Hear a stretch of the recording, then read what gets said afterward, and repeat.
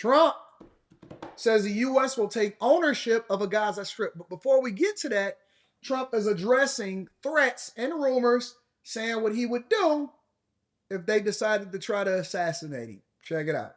Sir, this is a national security presidential memorandum that seeks to impose maximum pressure on the government of the Islamic Republic of Iran. Many of these provisions are similar to actions that your administration took during your first administration. The basic idea here is to have every department and agency, or many departments and agencies in your government attempt to sanction and control Iranian activities, particularly relating to the Iranian nuclear program and the Iranian export of terrorism through support of various proxy groups abroad. And the intent here is to give you all of the possible tools I'd say... Organized truth, that is correct. The laptop mic is on. We're using a makeshift mic because for whatever reason, my regular microphone is not operating the way that it needs to, but we're going to make some adjustments, so we're going to make sure that everything is good going forward. Thank you, Big Dog, for pointing it out. It is the laptop mic today, so we're just making a little bit of adjustment. Next time we back in the studio, we'll get back to regular. Engage with the Iranian government to ensure that going forward they are less of a malign actor on the world stage. So this is one that I'm torn about. Everybody wants me to sign it. I'll do that. It's very tough on Iran. It's what we had before. We would have never had the problem. You would have never had October 7th. We would have never had the problem had the election gone a different way, which it should have. But this one, I think, more than made up for it. I think we're doing things, and it shows that more than made up for it, much more historic. The Iran situation, hopefully, I'm going to sign it, but hopefully we're not going to have to use it very much. We will see whether or not we can arrange or work out a deal with Iran, and everybody can live together, and maybe that's possible, and maybe it's not possible. So I'm signing this, and I'm unhappy to do it, but I really have not so much choice because we have to be strong and firm, and I hope that it's not going to have to be used in any great measure at all. It'd be great if we could have a Middle East and maybe a world at total peace. Right now you don't have that. When I left, you had peace all over the world, and now you have the world is blowing up. As you know, Bibi is coming in to see me later. Others are coming in to see me. We'll see what we can do. But I'm signing this, and hopefully it will be a document which won't be very important, will hardly have to be used. So what kind of deal would you be prepared to make? Well, we're going to see. I mean, we're going to see. They cannot have a nuclear weapon. With me, it's very simple. Iran cannot have a nuclear weapon. We don't want to be tough on Iran. We don't want to be tough on anybody, but they just can't have a nuclear weapon. Mr. President, are you going to engage in conversations with your counterpart in Iran? I would. Do you want to block the sale of Iranian oil to other nations? Well, we have the right to do that, and that's what I did before, and they had no money. They wouldn't have had the money for Hamas or Hezbollah and anybody else. It could have been solved. This thing, it just, if things went the way they should have, this would have been over long ago, but it's not over. How close do you think Iran is to developing a nuclear weapon? I think they're close. I think they're close. They're too close. But again, you could go back 4 years. I would have said they would have had it during this intervening period. But they're pretty close, Peter. And why say that you're unhappy to sign it if it's Iran and their proxies who have threatened to retaliate against you and your team by killing you guys for taking out Soleimani? Well, they haven't done that, and that would be a terrible thing for them to do. Not because of me. If they did that, they would be obliterated. That would be the end. I've left instructions. If they do it, they get obliterated. There won't be anything left. And they shouldn't be able to do it. And Biden should have said that, but he never did. I don't know why, lack of intelligence, perhaps. But he never said it. If that happens to a leader, or close to a leader, frankly, if you had other people involved also, you would call for total obliteration of a state that did it. That would include Iran.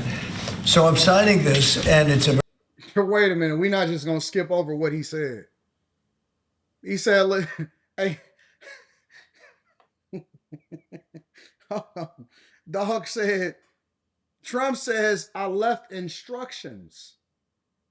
So a part of his will, if anything was to ever happen to him from an assassination perspective, he's saying that Iran needs to be wiped off the map in the face of the earth. I'm about to do that with my will.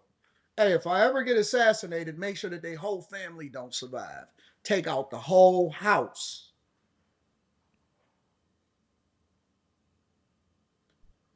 He said, if anything was to ever happen to me, the instruction is to obliterate and destroy everything. Don't leave one house standing.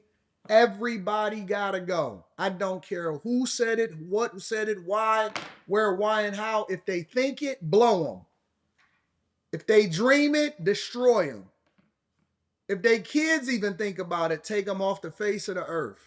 Wipe them off the whole map. No mercy, no thoughts, no none of that. You got to think twice before you approach Trump. He was also speaking next to about taking over the Gaza Strip. Now, this one I'm a little bit I'm trying to figure this one out. But he did a press conference and they were answering questions. Let's see what he has to say about it. Minister, you are talking tonight about the United States taking over a sovereign territory. What authority would allow you to do that? Are you talking about a permanent occupation there, redevelopment? And Mr. Prime Minister, do you see this idea as a way to expand the boundaries of Israel and to have a longer peace, even though the Israeli people know how important that land is to you and your citizens, just as the space is inherited by the Palestinians as well? I do see a long-term ownership position, and I see it bringing great stability to that part of the Middle East and maybe the entire Middle East. And everybody I've spoken to, this was not a decision made lightly. Everybody I've spoken to loves the idea of the United States owning that piece of land, developing and creating thousands of jobs with something that will be magnificent in a really magnificent area that nobody would know. Nobody can look because all they see is death and destruction and rubble and demolished buildings falling all over. It's just a terrible sight. I've studied it. I've studied this very closely over a lot of months, and I've seen it from every different angle. And it's a very, very dangerous place to be, and it's only going to get worse. And I think this is an idea that's gotten tremendous, and I'm talking about from the highest level of leadership, gotten tremendous praise. And if the United States can help to bring stability and peace in the Middle East, we'll do that. Okay. Somebody help me to understand this, because for a long time I've been trying to research it. For a long time I've been trying to understand it. I've been trying to figure it out for myself. And somebody give me some insight on this, all right? I'm open to it. I want to know, and I'm trying to figure it out. Why are we so gung-ho on supporting? Let me get to the rest of the press conference and then I'll ask my questions, okay? Let's go. Caitlin, go ahead. Caitlin. Thank you so much, President Trump. Caitlin, Just to go follow ahead. up on what you were saying there. Say it. Go ahead, please. Just to follow up on what you were saying about the Gazans leaving Gaza, going to other countries. One, where exactly are you suggesting that they should go? And two, are you saying they should return after it's rebuilt? And if not, who do you envision living there? I envision the world, people living there, the world's people. I think you'll make that into an international, unbelievable place. I think the potential in the Gaza Strip is unbelievable. And I think the entire world, representatives from all over the world will be there, and they'll live there. Palestinians also. Palestinians will live there. Many people will live there. But they've tried the other, and they've tried it for decades and decades and decades. It's not going to work. It didn't work. It will never work. And you have to learn from history. History has, just can't let it keep repeating itself. We have an opportunity to do something that could be phenomenal. And I don't want to be cute. I don't want to be a wise guy, but the Riviera of the Middle East, this could be something that could be so bad. Where do those people go in the meantime, Mr. President? But more important. Y'all got to stop. Listen, this lady right here, I believe she's a CNN correspondent. This lady loves to just start talking right in the middle of whatever your question is. Trump has a great way of continuing his thought and just continuing to talk over whatever the reporter is saying. But she always just start throwing another question in the middle of whatever it is that he's saying. I don't know if that's a strategy that they teach you in journalism school or what, but she always just start throwing a different question right in the middle of whatever Trump is making his full thoughts. You got to shut the hell up. You got to shut up and let him finish what he's saying. Importantly than that is the people that have been absolutely destroyed that live there now can live in peace in a much better situation because they're living in hell. And those people will now be able to live in peace. We'll make sure that it's done world class. It'll be wonderful for the people. Palestinians mostly we're talking about. And I have a feeling that despite them saying no, I have a feeling that the king in Jordan and that the general president, but that the general in Egypt will open their hearts and will give us the kind of land that we need to get this done. And people can live in harmony and in peace. Thank you all very much. Thank you. Thank you. Okay, so let me just ask a question. I just want to know something. So the Israeli Prime Minister, Netanyahu, they said that he said that the idea was worth paying attention to, but it has been roundly rejected by Arab nations and some U.S. allies. What would be the benefit of us actually owning a piece of and developing the Gaza Strip? What will be the net benefit of it?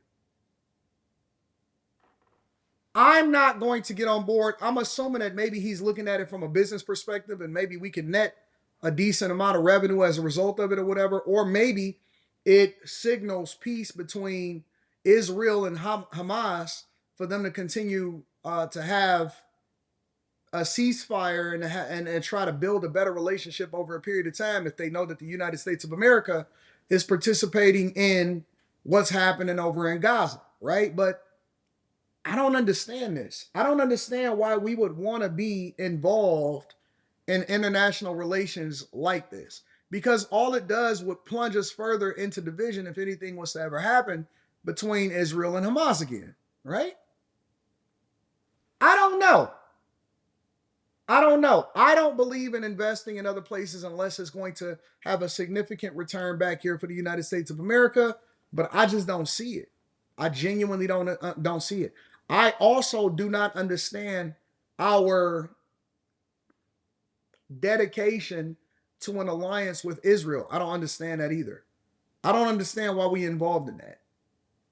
And I'm open enough to be able to be transparent and say to you guys, I don't get it. It don't make sense. It's a weird situation for me.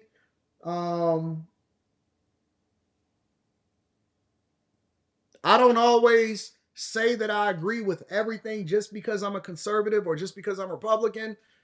If I don't understand something, somebody's got to educate me. Somebody's got to bring me to the front of the congregation and give me some more insight so that I can make a more informed decision. I'm not just going to say, yeah, that was a great idea, or yeah, he's right about this because A, B, and C. I can't justify it. I don't know why he is right about this.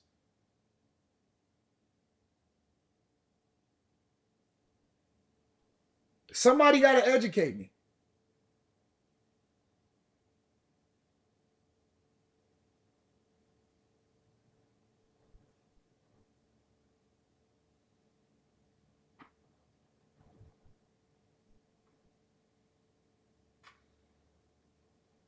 I don't understand it.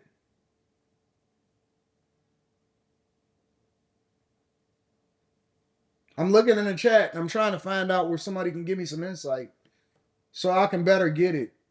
It's probably a negotiation tactic. Trump never does nothing for free. U.S. owning Gaza.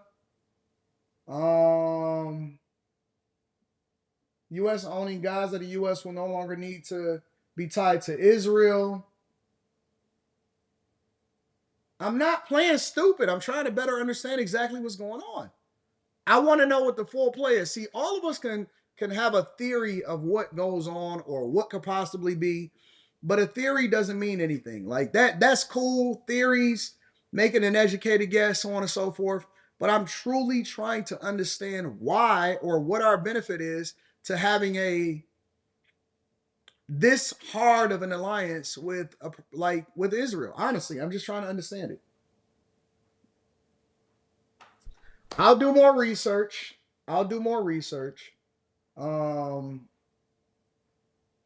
And I'll look to better understand it, but I'm not going to agree with something just for the sake of agreeing. I also need to better understand it. So, anyways, neither here nor there.